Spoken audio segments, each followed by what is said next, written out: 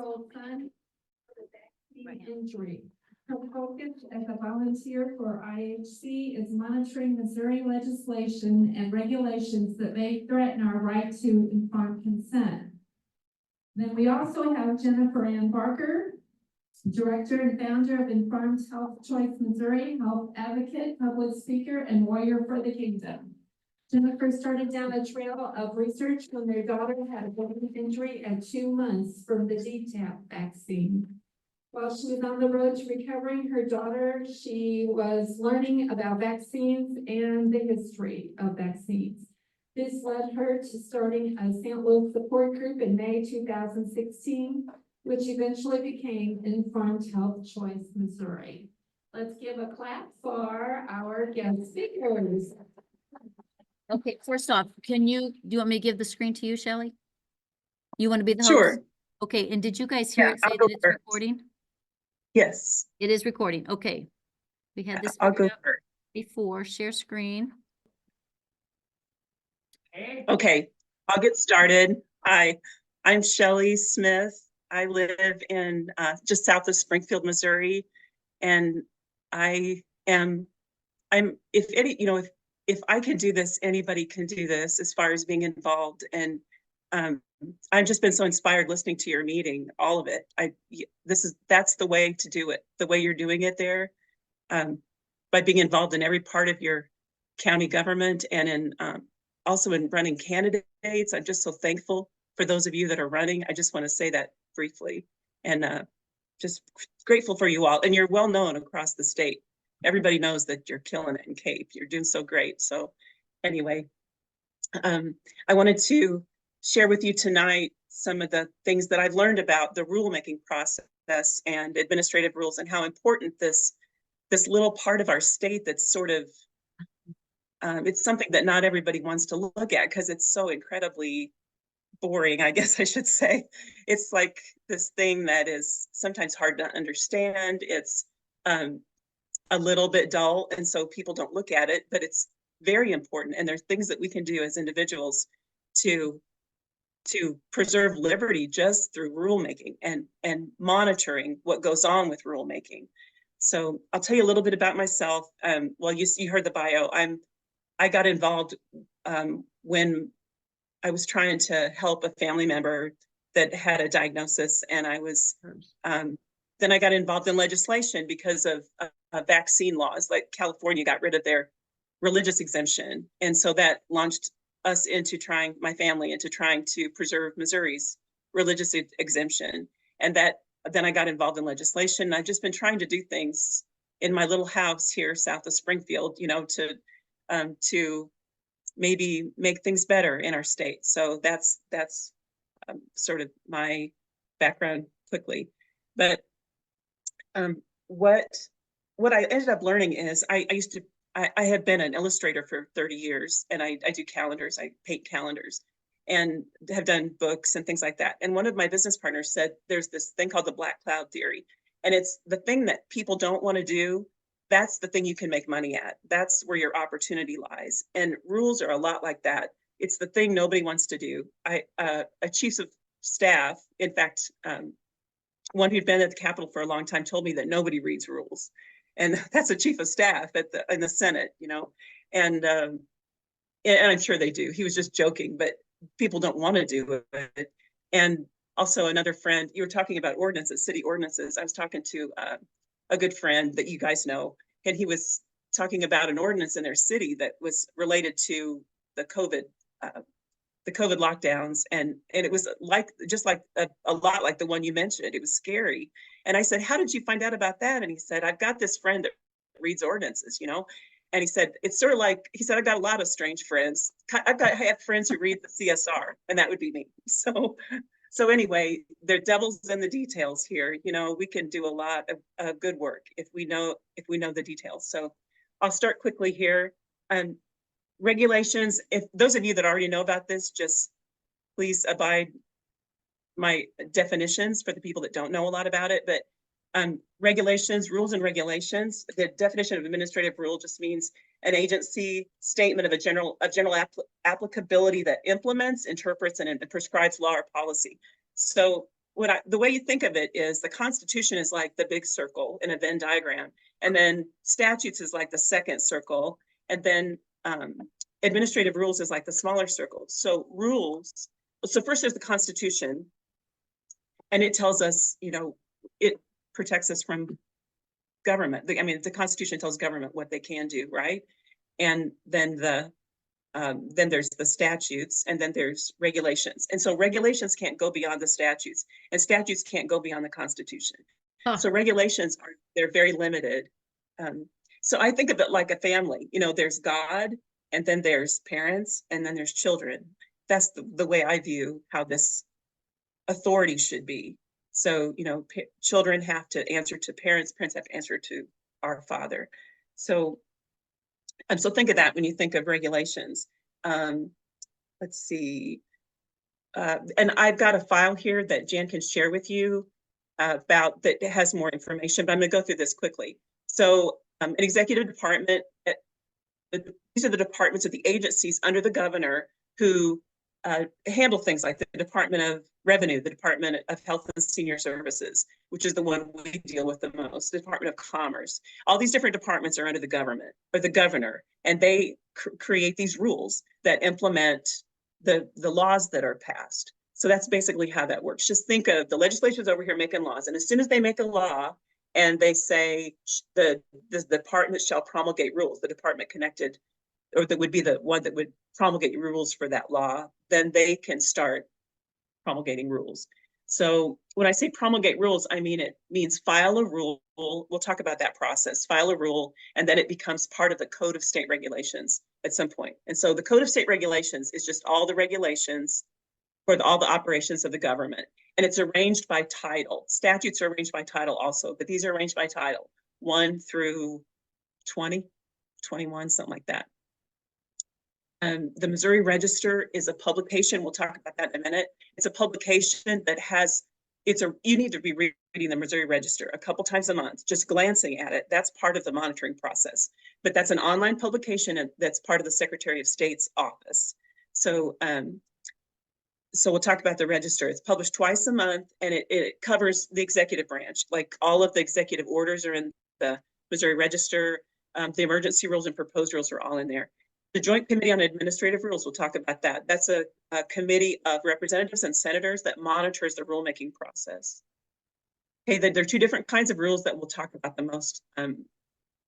A proposed rule, that's the rule that requires public comment. And those rules, just think proposed, permanent. Those rules become a permanent part of the Code of State Regulations if they, you know, if they go through the process and are approved. Emergency rules are, just think immediate, like emergency immediate. Now, this has nothing to do with the governor's emergency powers. These can be promulgated whether there's a state of emergency or not, but they're just fast tracked. And the Secretary of State approves them. JCAR doesn't have any way to stop them initially, and they just end up getting promulgated quickly. And a lot of our health rules, health orders end up like that, or health rules. Okay, then there's suspended rules. Rules can be suspended by the governor. During COVID, I talked to Curtis Treat in the Administrative Rules Office, and he said, we didn't ever really even had these before 2020. I didn't know what to do with them, he said. So suspended rules, it suspends, in this case, during COVID, they suspended a lot of rules that really protected us, like data privacy rules. Did you all know about that? I mean, I guess you knew about all those. Like who can see COVID-19 and medical records? The governor could do it, and anybody could do it. Anybody that the DHSS, anybody that the governor's office approves could see that data. That was one thing that was suspended. Many rules like that were suspended then. Terminated rules, that means when a rule is terminated by a judge's order, like that famous, we'll talk about in a minute, that famous ruling, by Judge Green in November 2021, where many rules, not many, seem like many to us, lots of rules from the CSR that were under DHSS were removed through that order. So those were terminated. An amendment in this case in rules it's just like emergency. We think emergency, we think like legislature, we think the governor's emergency powers. An amendment is just a change. So an amendment to a rule is just a change to an existing rule. So if you're in the Missouri Register and you see this is an amended rule, that's all that means. Here, authority, that is where that for every rule, when you see a rule in the Code of State Regulations or in the Missouri Register, like the proposed rule, it has to have at the bottom what the authority is for that rule. So it lists the statutes, and it also lists the history. Like the authority now is this statute, and then it was used to be this statute, and then used to be this and this and this. You can just follow the trail all the way back. It's great that government is that transparent. So you can like look at and see what the authority, I'm using that term again, but what the authority is for that rule. And then periodic rule review, we'll talk about that. Every 5 years, we have a chance to comment on existing rules. Once a rule is promulgated, which means go through the rulemaking process, it's just stuck there, and a court can get rid of it. The General Assembly members can talk to the agency, like the Department of Revenue or Department of Health and Senior Services, and suggest that they get rid of that rule, that they terminate it. But we have to catch these before they become permanent parts of the Code of State Regulations. So that's a really important thing. That happened this year with the Department of Health and Senior Services. We had a chance to look at and put our comment into DHSS about all the rules in their title. That was a really important opportunity. Hey, So Shelly, I'll explain. Yes. I have a question. Is that the one that many of the people in here sent comments in for? Yes. And thank you all for doing that. Now, I should mention, give you an update on that. The Department of Health and Senior Services and the other titles, those other departments, they have until June to put their report together and turn that into JCAR. And then it's published in June. It's published in the Missouri Register, I believe, that month. So we'll get to see what they say, like their version, their condensed version of what those comments were about. Look, one of the reasons I wanted everybody to send the comments to us is because we wanted to be able to take those to legislators and compare them to what the department says they said and what they actually said. So again, thank you all for participating in that. So any questions so far? I'm talking pretty fast. I know everybody's kind of just glazing. This is very important stuff. This is just more stuff that governs us, you guys. And so Shelly spends her day after day looking through these things. So we need helpers. Go ahead. Okay. Well, I'll tell you a story. What were y'all doing in January of 2020? Do you remember back? This was when we were hearing about COVID in China. And we thought, oh, I hope that didn't come here, and we didn't know exactly what it was, or it's kind of scary. And then all of a sudden in February, was it, or March, when the I guess it was March, the first executive order was issued by the governor, suspending our rights.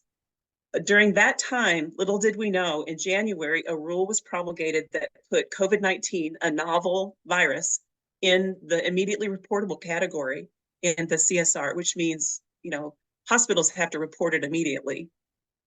That triggers a bunch of stuff. They can write rules in other ways.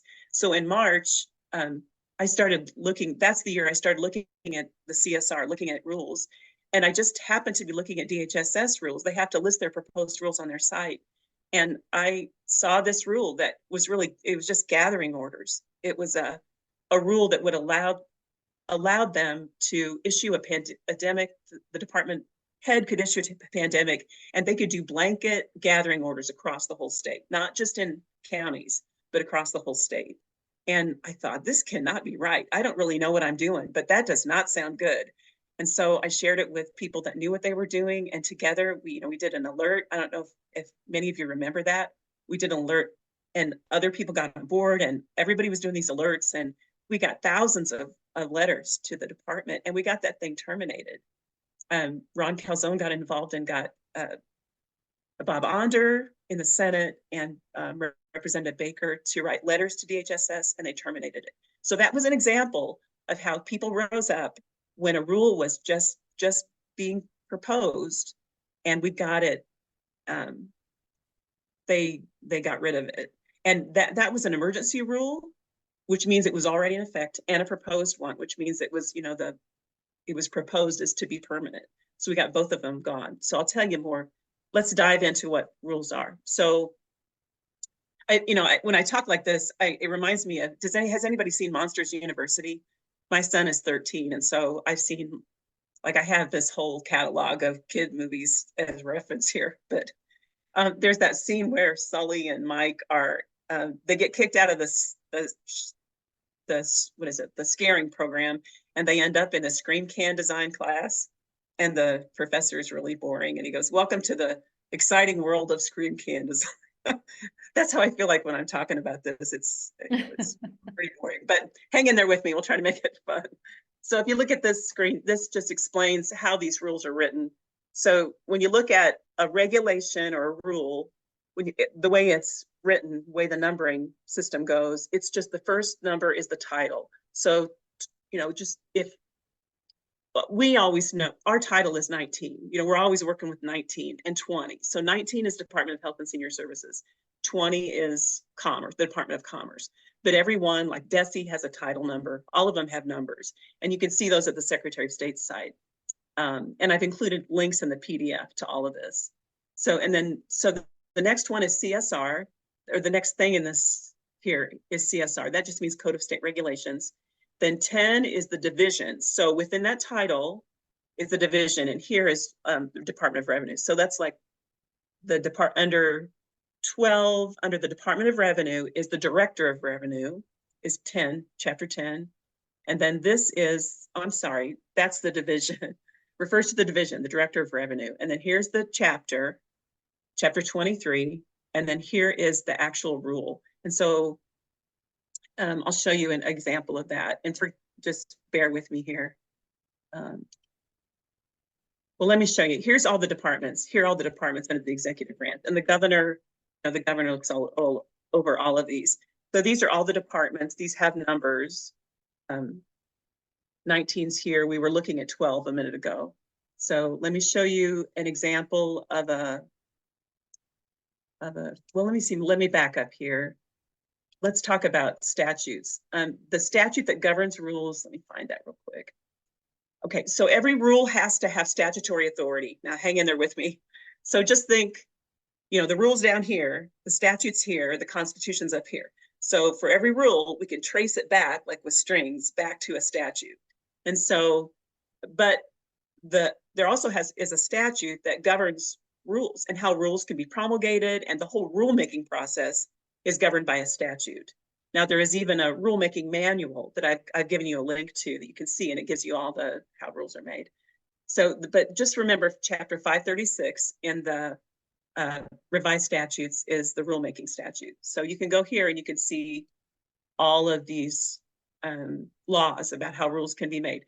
The most important one is 536.22. Oh, sorry, that's not it. I'm sorry. Never mind. It's rules invalid when 536.014. Rules are invalid when these things happen. These are the criteria for rules.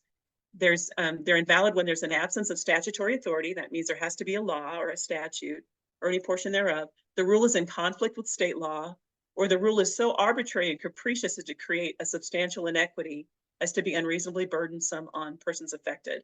So that's the criteria that's been used to terminate rules. So this is a very important statute. And whenever you're looking at rules, like if there's a rule that's proposed and you're looking at it and trying to decide when you write your comment, what you're going to say, this is a good law to look at, because it's a good criteria for how you can, for the arguments you can make against a rule.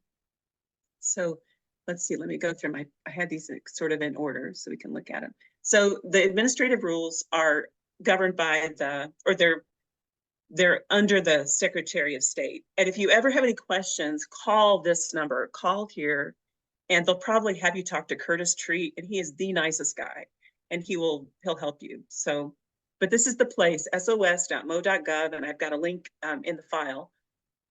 This is the place where you can find everything about administrative rules. You just go here, you go over here to administrative rules, and then these are all the categories over here. So let me think how I'm gonna do this. I feel like I'm getting way too boring here, but I'll try. So let's look at a rule. Excuse me. So let me find a rule here for us to look at. Just a second. Okay. This is, let's find the CSR first. Where's the CSR? That's in the way here. I can't find it. Hold on, let me move this down a little bit. CSR, is that this? Yeah, here's the CSR. So this is what a rule looks like. This is what the CSR looks like. It's just pages and pages and pages of this. And it'll have the regulation.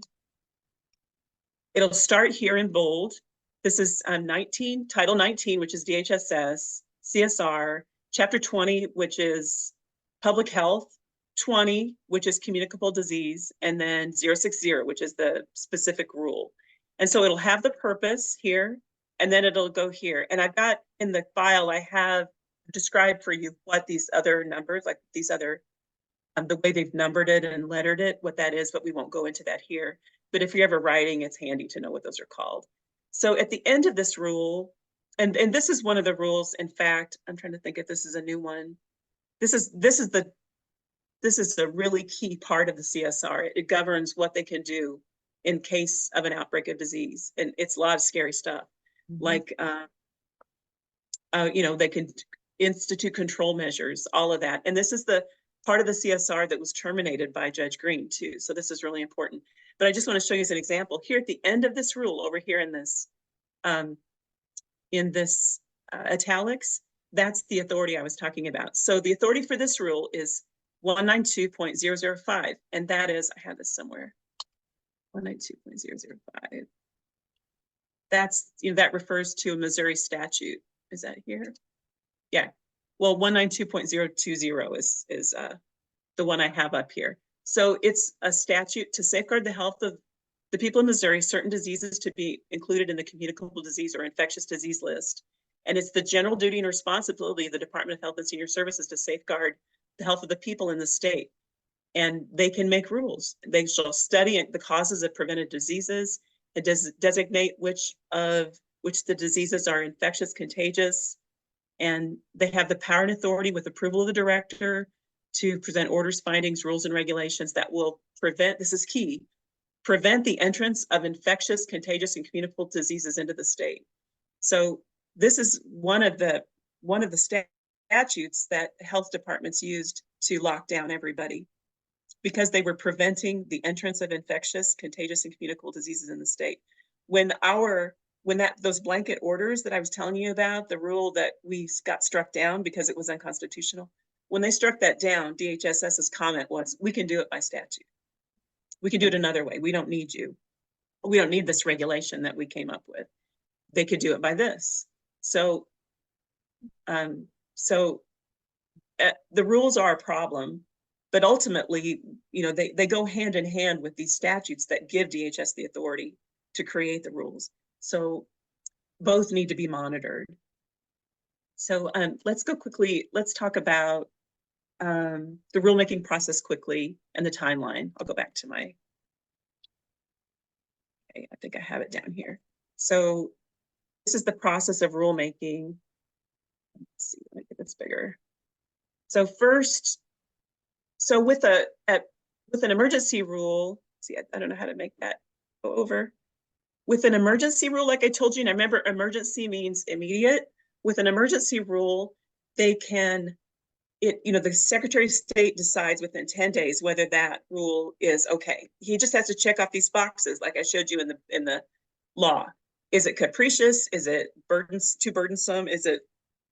Does it violate state law? No. Does it, you know, if he can check all those things off, then he goes ahead and gives it the okay.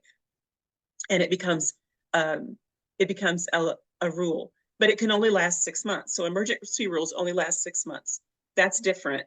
And that there are bigger hoops for them to jump through to get an emergency rule through. But oftentimes they will file an emergency rule and a proposed rule, which is the permanent kind, on the same day, because they want the emergency rule to be in effect right now, and then the the permanent rule to start the process, which is longer to get that permanent rule in effect. So this is the way the permanent rule or the proposed rules get filed and go into effect. First, it's filed with the Secretary of State and JCAR, that committee of legislators, and State and Small Business Regulatory Fairness Board. I don't know really what that is, but they're filed with all of those, and the governor gets a copy, I believe.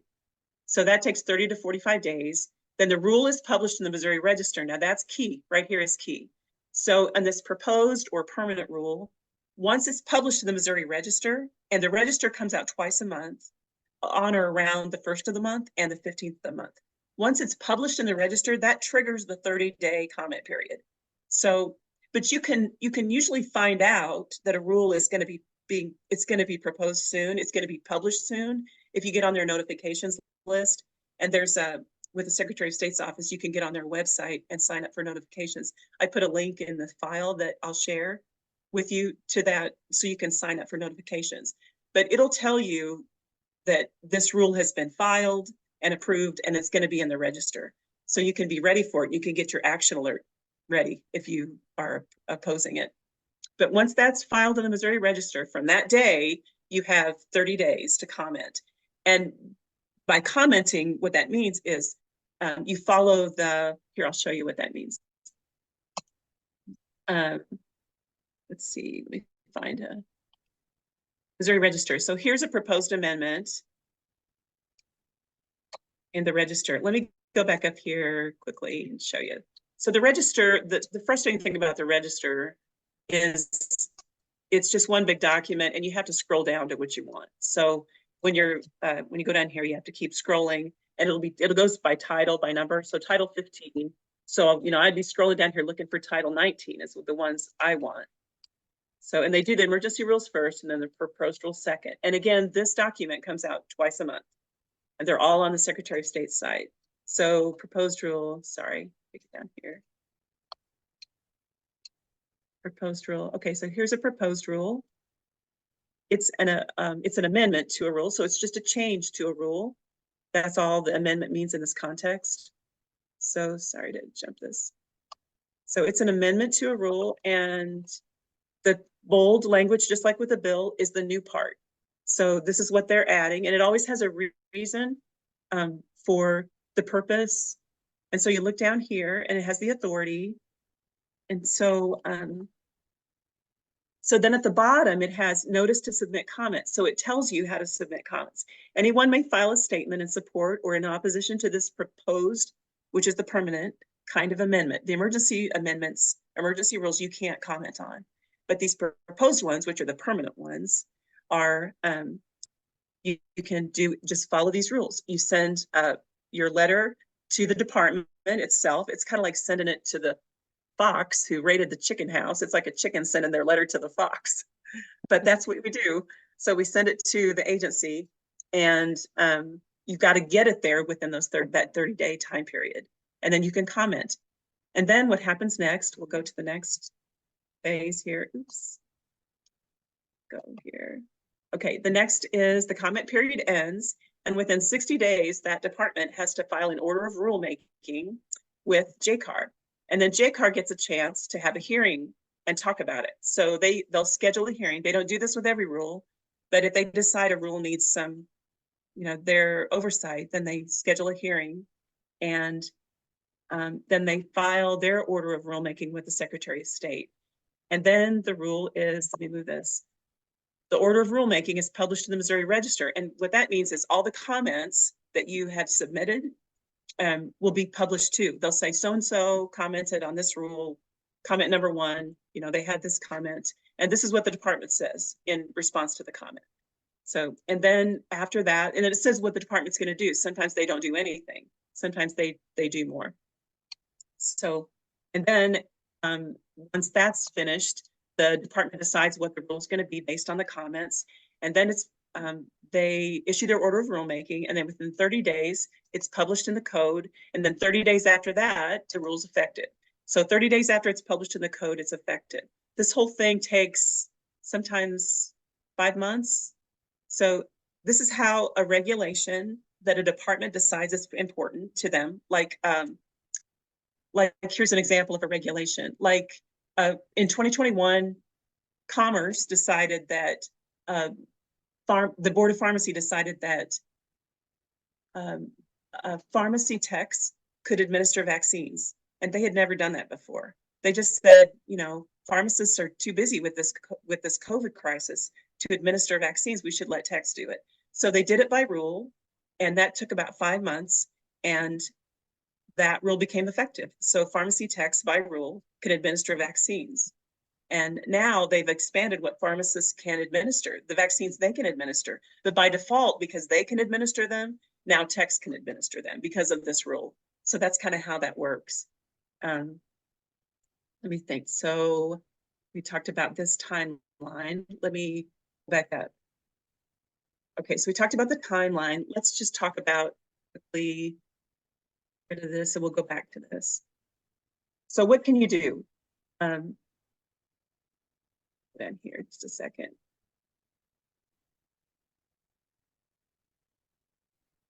This whole rulemaking process, and rules in general can affect our daily lives and our liberty. We found that out in 2020 with COVID.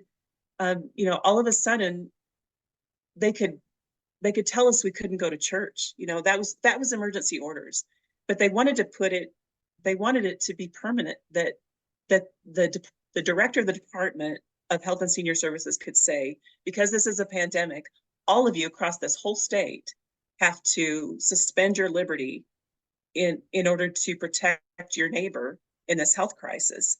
And that was done by regulation. Now, there was a lawsuit, you probably heard about it, that we talked about, the Robinson versus DHSS case that was very famous. And Judge Green in that case struck down not just one rule, but several rules. And it was just like an answer to prayer. God was guiding him. And this is what he said. I'll just tell you, this is why rules are so important. This is why it's important to catch these rules before they become part of the CSR, because it takes a lawsuit and a judge to get rid of them. So he said, this case is about whether Missouri's Department of Health and Senior Services regulations can abolish representative government in the creation of public health laws, and whether it can authorize closure of school or assembly based on the unfettered opinion of an elected official. This court finds it cannot. Let's see what he said. Again, the court concludes that the DHSS regulations, number one, violate separation of powers principle of Article 2 and Statute 1. I'm sorry, Article 2, I don't know. Anyway, the principles of the Constitution violate Missouri Administrative Procedures Act, are inconsistent with the public health law framework established by Missouri statutes, and violate the Equal Protection Clause under the Missouri Constitution. So that's, I mean, as we know, legislators pass bills that are unconstitutional all the time, and these departments file and promulgate rules that are unconstitutional all the time. So we have to be watching them. So what can you do? So what I would do is, what I started to do way back then is, when I was learning in 2020, when I was learning about this whole process, is I just decided every 2 weeks I would read the Missouri Register, and I look through. I'll show you quickly.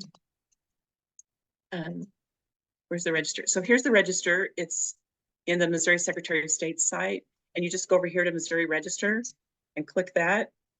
And you can see it's published twice a month. And so here, just today, the January 16th one came out, and I haven't looked at this.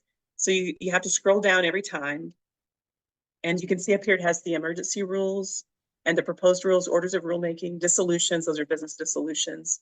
It'll also have executive orders. And so first, if this is a subject I'm interested in, I mean, we don't do education, we're concerned about education, but that's not our focus. So, but I'll look, if that's a DHSS or a commerce emergency rule, I'll look there. But I see a DHSS, let's see, here's a commerce rule. I'll look down here and I'll click that. See, that's a proposed rule, that's the permanent kind. So this is the permanent kind that takes longer to promulgate, but it becomes permanent. This is the kind that's immediate, but it only lasts 6 months and it can't be renewed. So I look down here and I'll try to do this quickly. So we'll click this is the Real Estate Commission. So that probably doesn't involve us. I'm going to go back because that doesn't involve us. Well, let me just use it as an example. So I look down here and I kind of keep going. So I'm going to look for my title that I want. So these are all, you can kind of look through all of these if you want, but I'm gonna look through titles to try to find the title I wanted, which was 19, DHSS. So, oh, this is an order of rulemaking. This is like after the rule's been proposed. This is the final. But anyway, I'll look at a proposed rule and then I'll see, let me go back up here. I don't have a really good example of a proposed rule in this register, but let's see if I can find one. These are all orders of rulemaking. Goodness. Isn't that crazy? Anyway, I'll find a proposed rule and it'll tell me where to submit comments and all of that. So I'll just say briefly, one of the things you could do is the cost, the public cost. If it's all the boilerplate is $500. If it's over 500, if you think that's unreasonable, that's a good argument to use to fight against that rule. Because with the blanket orders, it said the aggregate cost would be $500 for the whole state to close schools and businesses. So that was one of the reasons we got it shut down. So anyway, the order of rulemaking will have comments. So that's the only other thing about that. So I would look at this once every 2 weeks. And then the other important thing is, as I mentioned, you can sign up for notifications. So you can know when these regulations are going to be published in the register, and you can have a heads up on that, and you could be ready for it. So I'm going to give Jan a copy of this file that we're looking at, that we've been looking at today. And it has links down here for all of these things we've been talking about. So you can use that as a reference point. They also mentioned the Daniel Green judgment. You can read that too, because that's a good motivator to be checking these rules. So I hope I didn't go too long. Okay. Microphone. Anyone have any questions? Okay, so I'm gonna wake everyone up because Sorry. do you have any idea that all of this exists that governs you? So the person next to you in Schnucks, when you're shopping or anywhere else, they have no idea all of this crap, most of it crap, right? Governs them, you guys. And so I have been honored, feel so blessed to be able to meet Shelly out of nowhere. It was crazy how we met, right? And so Right. I decided to meet some people down in Springfield, because that's just what I like to do, right? And anyway, where was I going with that? There are people all across the state who are looking at different things. And so and everyone knows that one friend who doesn't want to get out, right? They just like to stay at home and research. If you know that one friend, Shelly needs help. She is looking through these rules over and over. There's a few other folks that are helping you out, right, Shelly? But anyone in here would like to start looking at these things. So if y'all pick out your phones and you go to sos.mo.gov and I say this all the time, just become familiar with these websites. And I already signed up. I wasn't even signed up to get the information. So anyway, the goal here tonight is just to introduce this to you. And if anyone would like to help out and start combing through this crap, then please sign up. All right. Thank you, Shelly. You're welcome. Okay, so I'm going to take you off here. So now what do we do, Shelly? Do we you transfer it over to Jen? Yeah. Okay, so you still have the screen sharing. Hold on. Let me pause screen sharing. Just a second. While we're doing this, you guys take out your phones and put in sos.mo.gov. Just look at the page. And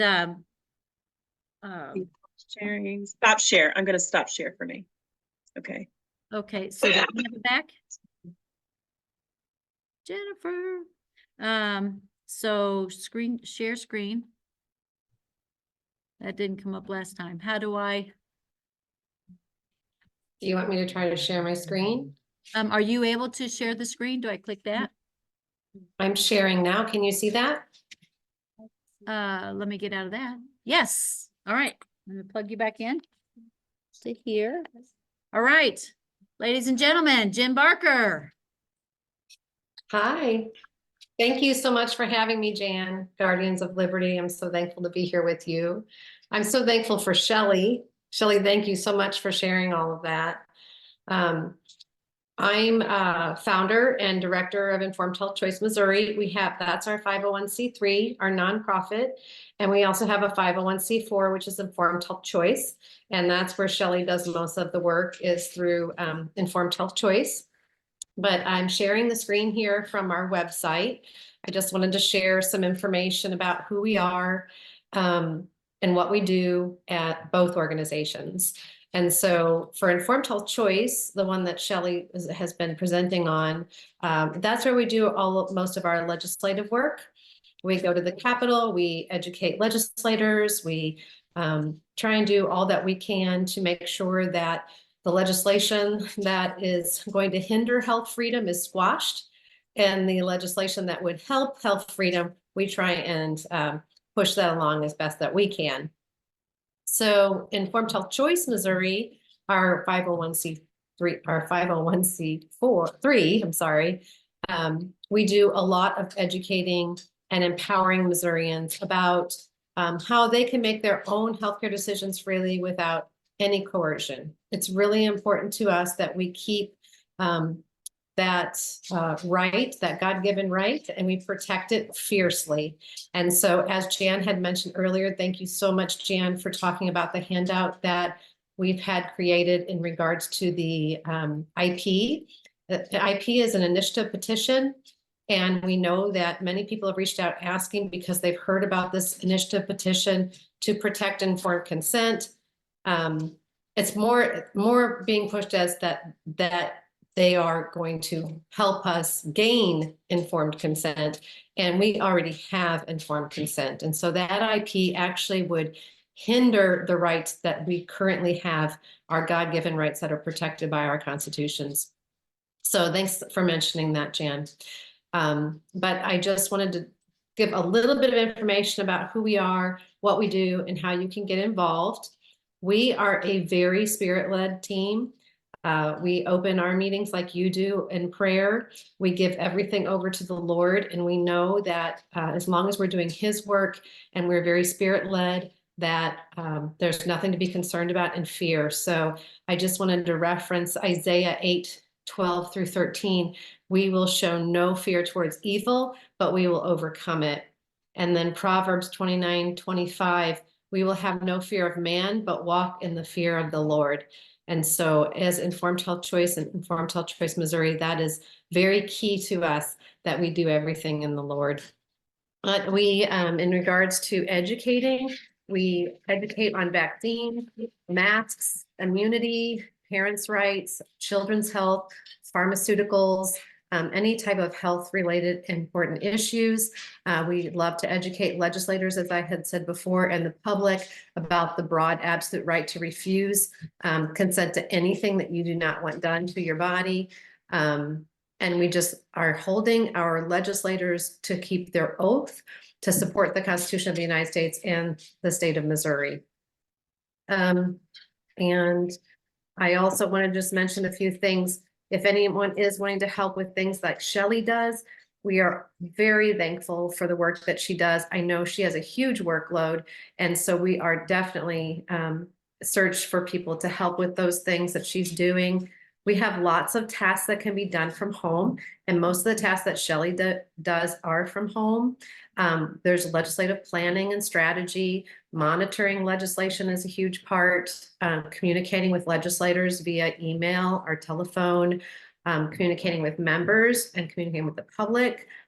Research, a lot of what we do is hours and hours of research, anything from healthcare, school healthcare, legal. We always look to people that have the most information on the topic. There's always these hot topics. And so when there's a hot topic that pops up, we try to reach out to people that have a lot of knowledge about those things and ask for research from them. But you never know who has that skill to research that particular thing. So we love to have a list. If there's something that you are very passionate about, that you like researching, please let us know, because we'd love to put you on that list to be able to reach out to you when something arises. I'll give you an example. Like when Shelly and I were working, we found these dentist bills allowing dentists to do vaccinations, and we really just needed dentists. We needed to talk with dentists and find out from their perspective how things worked and how this legislation would change the way that they do things. So that's just an example of that. But there's also tasks that can be done on location too at the Capitol. We make Capitol visits. We typically go every Wednesday during session, which is January through May. We have rallies. We have meetings that we do in St. Louis on a monthly basis. We do radio interviews, fundraising. So there's lots of ways that you can get involved. And I encourage you to go to our website, which is what I'm sharing my screen here now. It's IHCM.info, INFO.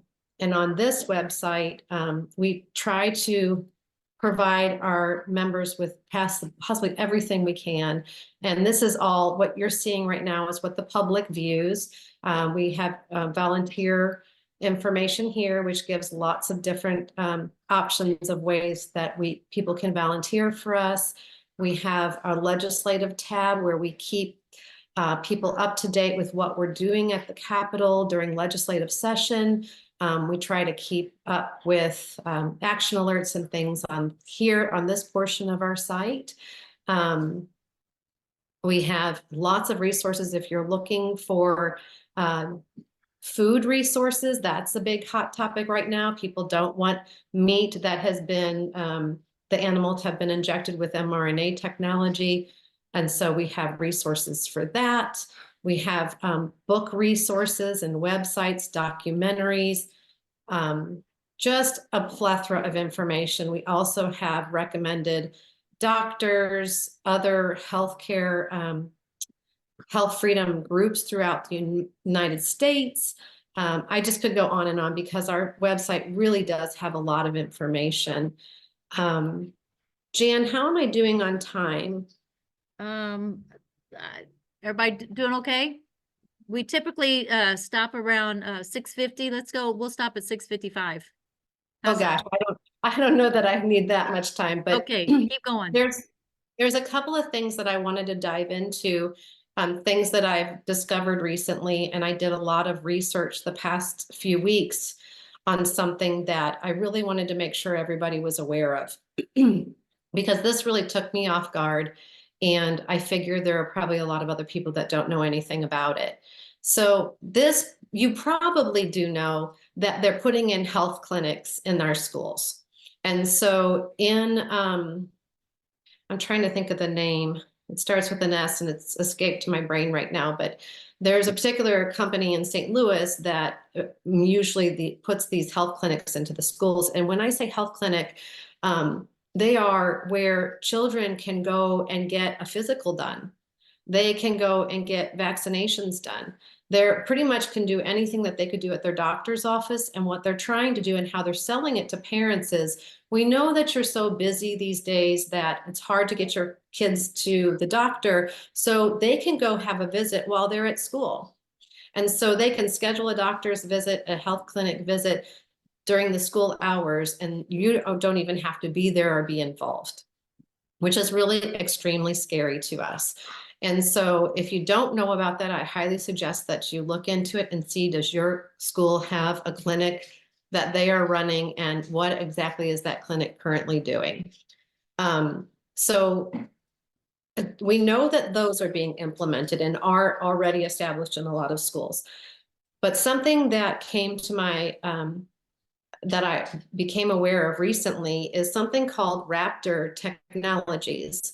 And the reason that this came to my doorstep is because my school decided to implement this system over the Christmas break. And they gave us 3 weeks notice that when our children came back from break, that they would be using this Raptors technology system. And the way that they're selling it to us as parents is that when we come into the school to pick up our child or to bring them a lunch, or when say they need work done on their air conditioner and workers are coming in, they're taking their driver's license and they're scanning it into Raptor's technology database. And that database will let them know if this person is a sexual predator, if they have it does a background check on them through their system. So first of all, I wasn't hip to that because I don't want my driver's license put into any system. They know who I am there, and I'm fine with showing my driver's license, but scanning it into a system for a third-party administrator, I had issues with. So I started researching Raptor technologies, and found that there are all kinds of different a la carte options that schools can choose to have Raptor technologies do for them. And some of the things that they can do is collecting information about the well-being of the child. So what they say on their website, and you can go here as I'm showing it on my screen. And I also suggest that you go to YouTube and search Raptor Technologies, because there's many YouTube videos that they've put out, and they don't hold back about what their systems do. They lay it all out there, and it's very alarming to me when I watch the videos. So I suggest that you do that too. But what they say is that when you start collecting bits and pieces of information into one database, it starts to paint a picture. And so if a child is exhibiting issues that they may need some type of mental health help, then this is an easy way to capture that information. So they're asking teachers. Now, our school didn't say that they were implementing this portion. This is another a la carte option, but just the fact that this company is able to do it made me alarmed. So what they're saying that they could do is the teachers can put in, maybe somebody is, they look down, maybe their hair has not been kept as well as it typically is. Maybe they do tell a teacher that they have been emotionally upset about something. They can enter in all of this information, and then that helps them to create this picture of the child's health, mental health. And this Raptor Technologies can also track vaccination status, health status. It can, they have track and trace systems like COVID-19. They were using that in some schools. I don't know about in Missouri, but they were using track and trace, the portion of the system for some schools.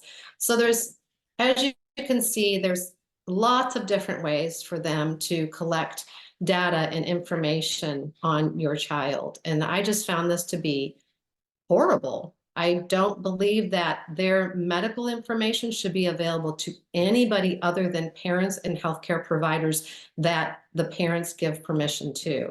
So I just would encourage you to see, is your school using Raptor Technologies? The state of Missouri, I don't know what the original grant was, but I know the second grant that just came through was $16 million that was granted in the summer. So schools have access to up to $400,000 to implement these systems. So it's not even going to cost your school anything. All they have to do is apply for the grant, and then all of this is put into place. So I just wanted to point that out. I don't really know, Jan, that I have enough, unless you guys, if you have any questions, I don't know if you want to open up something like that, but I'm happy to do that if that's something that you'd like to do, Jan. Yes. Okay, hold on. So that she can hear you. Hold on. Okay. See how this works. Thank you so much, Jennifer. Just love your work, and I'm amazed by it, actually. My name's Kim. We actually met in Jefferson City, praying in the Rotunda one day over a year ago. My question is about the IP that Jan mentioned. Is that through the Freedom Principle? And clarifying, you're saying that petition actually gives us more restriction than we currently have. Is that correct? And that's Brian Keelan, right? Yeah, bye. Correct. Byron, yes. Yes, so the informed consent petition, initiative petition is something that Freedom Principal Byron Keelan is asking for people to collect signatures for. And basically, we've had a lot of different voices. We've talked to many other people. We've talked to other attorneys to try and find out, is this good or is this bad? And basically, everyone that we talked to said, we already have informed consent. And this is actually asking for a list of things that we have rights to. And we don't want to list those rights out, because then what if we've left something out? So the way that the Constitution, our United States Constitution and Missouri Constitution state that we are secure in our person, and it's left broad on purpose. We do not want to define what that means, because then if it's challenged, it's up to the courts to decide what exactly does that mean. And we don't want a laundry list of what our rights are. We want to leave it broad that we are secure in our person. So if Jan is willing to email this out, I'm willing to email this out to you.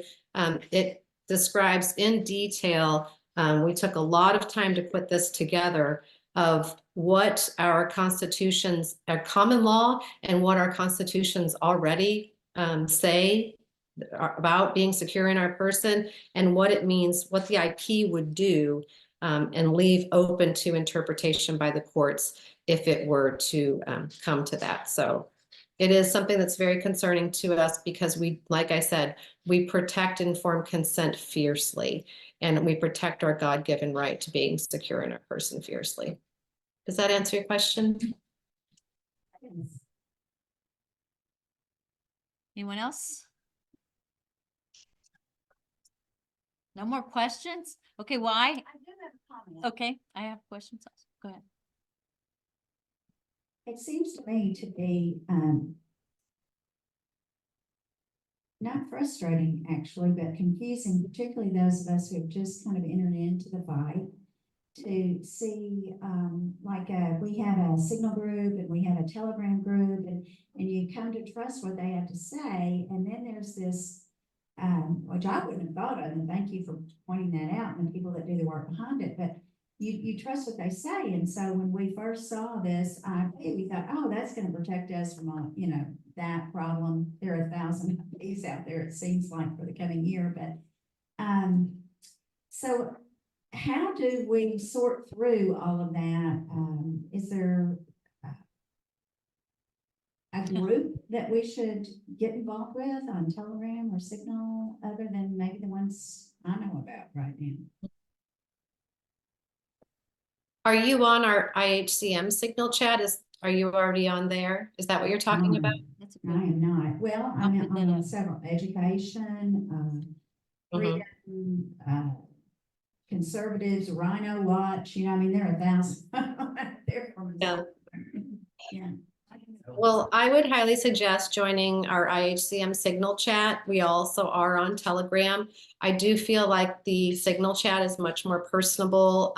I try to monitor that very closely, so that if there are things that come into conversation that I feel are actually a hinder to health freedom, then I do chime in and let them know that, of course, we don't censor people. We want them to talk about whatever it is that they want to talk about. But I do want to make people alert of if something does seem to be of concern to us. So I would highly suggest joining that. If you want to, Jan, if you could share my telephone number with anyone that would like that, I can add them on. I just would need their name and their cell phone number. They need to make sure they have Signal downloaded on their phone, and then I can add you to that chat. And then also you can find us on Telegram, Facebook, Instagram. We are on all social media, basically.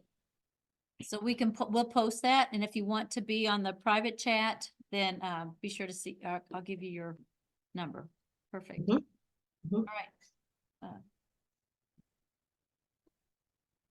It seems to me from what you just said that we missed a fastball by the government. with the $14 million that were procured, it'd be a no-brainer for a school to apply for the $400,000. It sounds like it's already there. I mean, Mhm.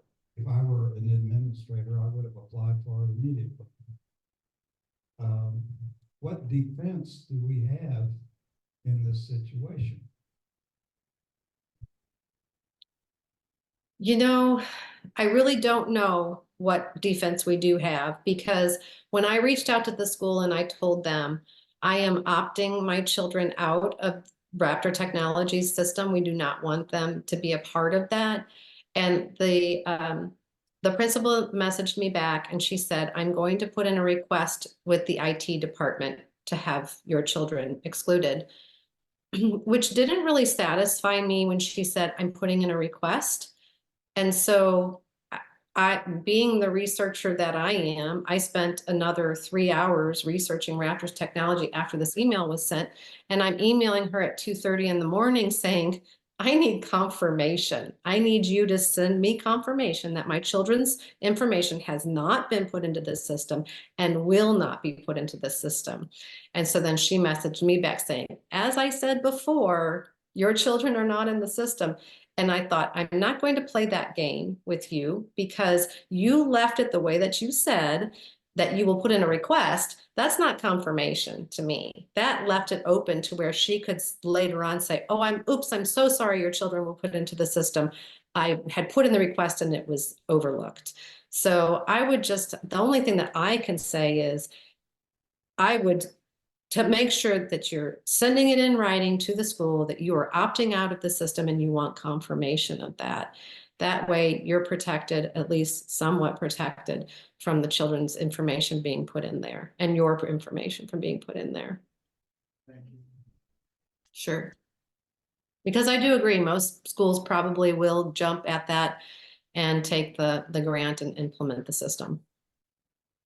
Hey Jen, it's Shelly. I don't know if you remember me or not, but we shared a table of general funds Yeah. a few months ago. And so I wanted to speak to what you said, Chuck, and then also kind of speak to what you're talking about there, Jen. I can tell you that this is being implemented already in the area. There's a small school district that's outside of Poplar Bluff, Missouri, and they have already started implementing this where they, have a clinic for the kids to go to, not the Raptor that you're talking about necessarily, but a clinic for the kids to go to. It's all out of convenience. We'll set an appointment for your child. You don't even have to take off work. Yeah, for the children, and the parents that can't be there, we'll take care of your child. And so I see this as a much bigger agenda taking place, and it's just one other step that they're taking to separate parents from the children and divide the families so the state can be all to the children and divide the families up. Excuse me. So I just wanted to say that, and thank you for everything that you're doing. Yes, thanks for sharing that, Michelle. We appreciate everything you're doing. These health clinics, who pays for the assessment, the child's doctor visit at school? Is that taxpayer funded?